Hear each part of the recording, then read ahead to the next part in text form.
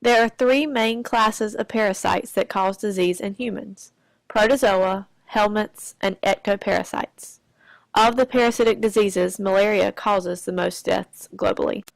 According to the CDC, a parasite is an organism that lives on or in a host and gets its food from or at the expense of a host.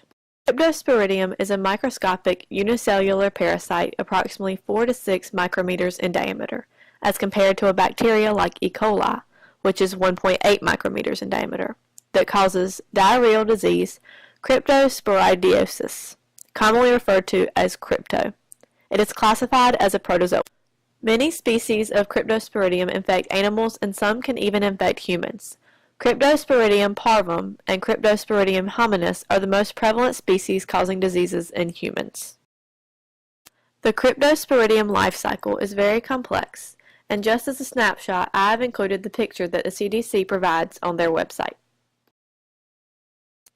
While crypto can affect anyone, there are a few groups that are more susceptible than others.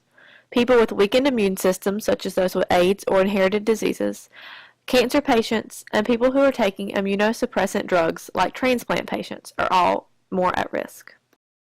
The side effects of housing a cryptoparasite generally begin anywhere from 2 to 10 days after becoming infected.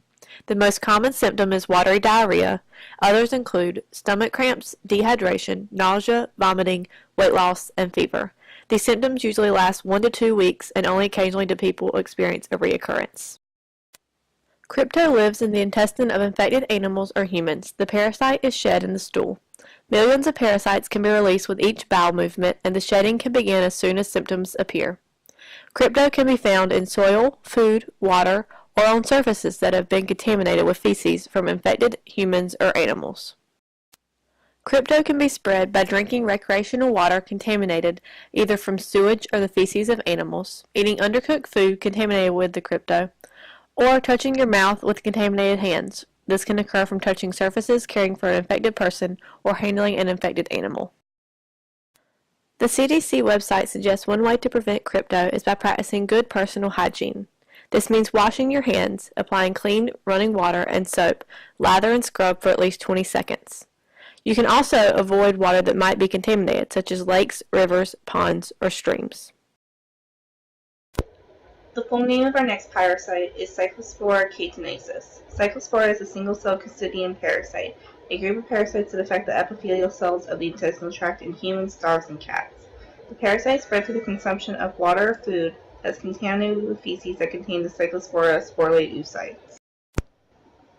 The life cycle of this parasite starts by a host ingesting a sporulated Cyclospora oocyst. Unsporulated oocytes are passed through bowel movements of a host and take weeks at 32 degrees Celsius to sporulate and become infectious to a new host. Once sporulated oocytes have been ingested by the host, they infect the epithelial cells of the small intestine, causing cyclosporiasis. Unsporulated oocytes escape the intestinal cells via excitation to be passed as a bowel movement from its current host. Since oocytes take a long time to sporulate, host-to-host transmission of this parasite is unlikely.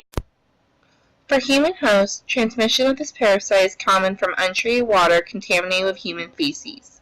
It can also result from raw produce that has been exposed to or irrigated with said water.